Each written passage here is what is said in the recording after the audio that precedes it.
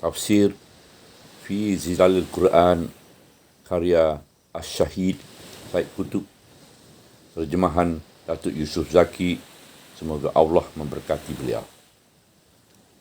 Surah Al-Ma'un, surah pertolongan, surah yang ke-107. Surah ini diturunkan di Madinah, mengandungi 7 ayat. Bismillahirrahmanirrahim. Ara'aital ladzi yukazzibu bid-din, fazalikal ladzi yad'ul yatim wa la yahuddu ala ta'amil miskin, fawailul lil musallin allazina hum an salatihim sahun, allazina hum yura'un wa yamna'unal ma'un. Bismillahirrahmanirrahim. Dengan nama Allah yang Maha Penyayang dan Maha Pengasih. Ara'aital ladzi yukazzibu bid-din. Adakah engkau lihat orang yang mendustakan agama? Fazalikal ladzi yad'ul yatim. Itulah orang yang menindas anak-anak yatim. Wala yahuddu ala ta'amil miskin. Dan tidak menggalakkan orang lain memberi makanan kepada orang miskin. Fawailul lil musallin. Celakalah bagi orang-orang yang melakukan solat. Allazina hum an salatihim sahun. Yang lalai dari solat mereka. Allazina hum yura'un. Juga orang-orang yang riak dalam solat mereka. Wa yamna'unal ma'un. Dan orang-orang yang enggan memberi pertolongan. Dalam setengah-setengah riwayat, surah ini turun di Mekah. Dan dalam setengah-setengah riwayat yang lain, surah ini turun di Mekah dan di Madinah. Iaitu 3 ayat yang pertama turun di Mekah dan yang bakinya turun di Madinah. Riwayat yang akhir inilah riwayat yang kuat, iaitu arjah. Walaupun keseluruhan surah ini merupakan satu kesatuan yang padu dan mempunyai tujuan yang satu untuk menerangkan satu hakikat dari hakikat-hakikat akidah Islam yang hampir-hampir membuat kami cenderung menganggapkannya sebagai satu surah yang turun di Madinah semuanya. Kerana persoalan yang diperkatakan oleh surah ini adalah dari persoalan ayat-ayat Al-Quran yang diturunkan di Madinah, iaitu persoalan nifak dan riak yang tidak terkenal di kalangan angkatan muslimin Makkah. Tetapi penerimaan riwayat yang mengatakan surah ini turun di Makkah dan di Madinah tidaklah menjadi satu halangan. Kerana kemungkinan 4 ayat yang akhir diturunkan di Makkah, kemudian dihubungkan dengan 3 ayat yang pertama kerana kedua-duanya mempunyai pertalian dan keserupaan dari segi persoalan. Cukuplah sekadar ini sahaja agar kita dapat terus membicarakan maudhu surah ini dan hakikat agung yang hendak diolahkan olehnya.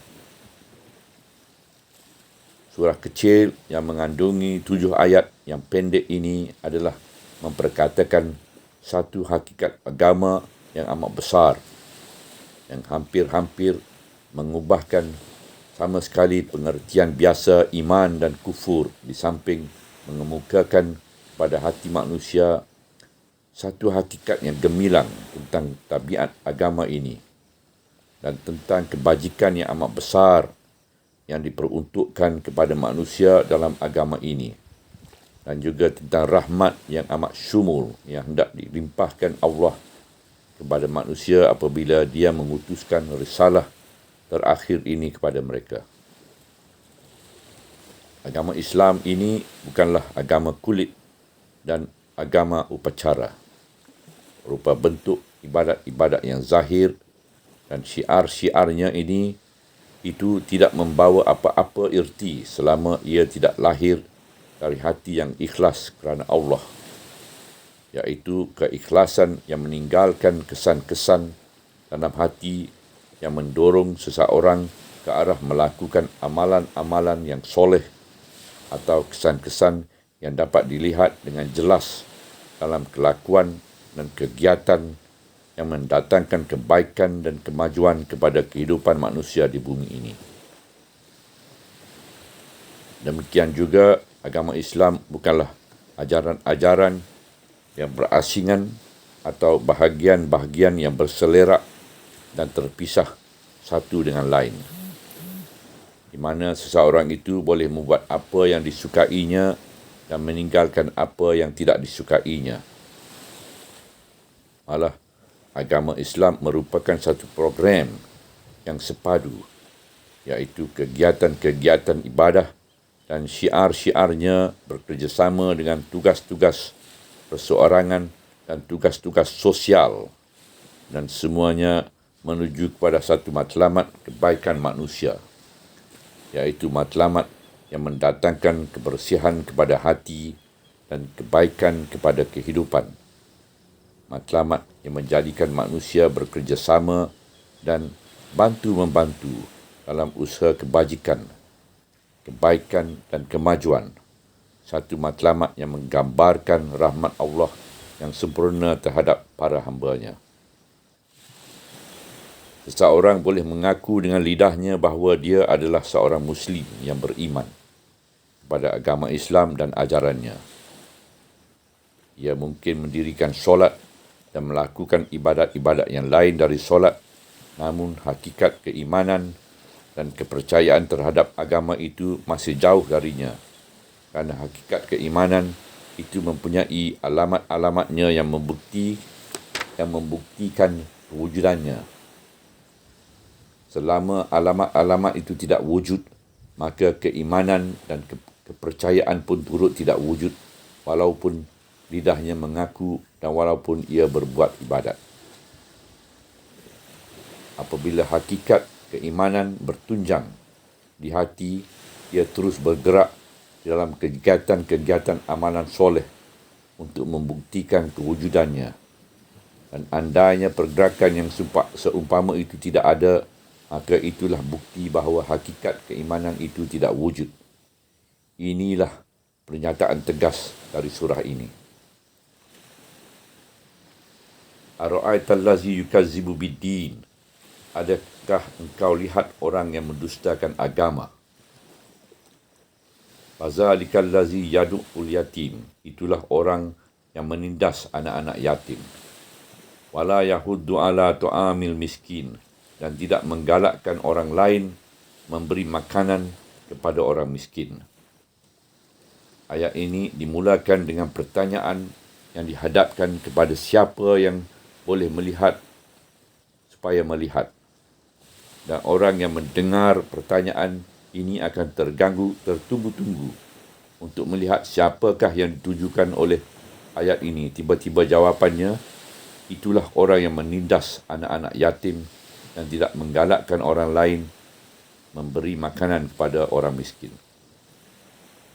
Mungkin jawapan itu memeranjatkan apabila dibandingkan dengan takrif keimanan yang biasa. Tetapi jawapan itu sebenarnya merupakan intisari hakikat keimanan, iaitu orang yang mendustakan agama ialah orang yang menindas, menghina dan menyakiti anak-anak yatim dan tidak menggalakkan orang lain memberi makanan kepada orang-orang miskin. Jika benar ia mempercayai agama dan jika benar hakikat keimanan itu telah mantap di hatinya, tentulah dia tidak akan menindas anak-anak yatim. Dan tentulah dia tidak akan cuai menggalakkan orang lain memberi makanan kepada orang miskin. Hakikat mempercayai agama bukannya kata-kata yang dituturkan lisan, tetapi ialah satu perubahan dalam hati yang mendorong seseorang membuat kebaikan dan berbakti kepada saudara sesama manusia yang memerlukan pemeliharaan dan naungan. Allah tidak menghendaki kata-kata dari manusia, tapi Allah mahukan dari mereka tindakan-tindakan yang mengotakan kata-kata mereka. Tanpa tindakan, kata-kata itu kosong sahaja, tidak mempunyai sebarang nilai di sisi Allah. Tiada yang lebih tegas dari 3 ayat tadi dalam menegakkan hakikat ini, iaitu satu hakikat yang menggambarkan roh dan tabiat akidah Islam dalam gambaran setepat-tepatnya. Di sini kami tidak mahu memasuki ke dalam perdebatan fikih mengenai takrif-takrif keimanan dan takrif-takrif Islam. Kerana takrif-takrif fikih itu adalah dimaksudkan untuk ditegakkan muamalah-muamalah syariat di atasnya. Adapun di sini, surah ini menjelaskan hakikat keagamaan yang sebenar di dalam pertimbangan Allah dan neracanya. Dan ini adalah satu perkara yang lain dari takrif-takrif yang zahir yang ditegakkan muamalah-muamalah di atasnya. Berdasarkan hakikat yang pertama ini, Allah memberi satu gambaran dari gambaran keimanan yang amali. Fawailun lil musallin. Celakalah bagi orang-orang yang melakukan solat. Allazina hum an solatihim sahun. Yang lalai dari solat mereka. Allazina hum yura'un. Dan juga orang-orang yang riak dengan solat mereka. Wa yamna'unal ma'un. Dan orang-orang yang enggan memberi pertolongan. Itulah doa atau janji kebinasaan terhadap orang-orang yang melakukan solat sedangkan mereka lalai dari solat mereka. Siapakah orang-orang yang lalai dari solat itu? Itulah allazina hum yura'un, juga orang-orang yang riak dengan solat mereka. Wa yamna'unal ma'un, dan orang-orang yang enggan memberi pertolongan. Mereka bersolat tetapi tidak mendirikan solat. Mereka melakukan gerak-geri solat dan membaca segala bacaannya, tetapi hati mereka tidak menghayati bacaan-bacaan itu dan tidak hidup dengannya. Jiwa mereka tidak menghadirkan hakikat solat dan hakikat isinya dari bacaan-bacaan, doa-doa dan tasbih-tasbih. Mereka bersolat kerana menunjukkan kepada orang lain bukannya kerana Allah. Kerana itu mereka lalai dari solat dan tidak mendirikannya. Yang dituntut Allah ialah mendirikan solat, bukannya mata-mata melakukan gerak-geri solat. Maksud mendirikan solat ialah menghadirkan hakikatnya dan menunaikannya dengan ikhlas kerana Allah yang tunggal. Kerana itulah ibadat solat tidak meninggalkan kesan-kesannya di dalam jiwa orang-orang yang melakukan ibadat solat dengan kelalaian. Mereka enggan memberi pertolongan dan enggan berbakti dan berbuat kebajikan kepada saudara-saudara mereka sesama manusia. Mereka tidak mahu membantu hamba-hamba Allah. Andainya mereka benar-benar mendirikan solat, tentulah mereka tidak akan enggan memberi pertolongan kepada hamba-hamba Allah yang lain. Inilah batu uji ibadat-ibadat yang sebenar yang diterimai Allah. Demikianlah kita mendapati dari diri kita berdepan dengan hakikat agama Allah, dan kita dapati satu ayat Quran yang mengancam orang-orang yang melakukan solat dengan azab kecelakaan yang besar kerana mereka tidak mendirikan solat dengan sebenar-benarnya. Mereka hanya melakukan gerak-geri yang tidak berjiwa dan tidak ikhlas kerana Allah. Mereka mengerjakan solat kerana riak. Kerana itu ibadah solat mereka tidak meninggalkan kesan dalam hati mereka. Solat mereka bukan sahaja kosong dan sia-sia, malah merupakan maksiat yang menunggu balasan yang berat. Marilah kita melihat apakah hakikat yang dikehendaki Allah dari para hamba-Nya saat apabila Dia mengutuskan para rasul membawa risalah-risalahnya untuk mengajak mereka supaya beriman kepadanya dan supaya menyembahnya. Sebenarnya Allah Subhanahu Wa Taala tidak berkehendak sesuatu apa dari manusia untuk kepentingan zatnya.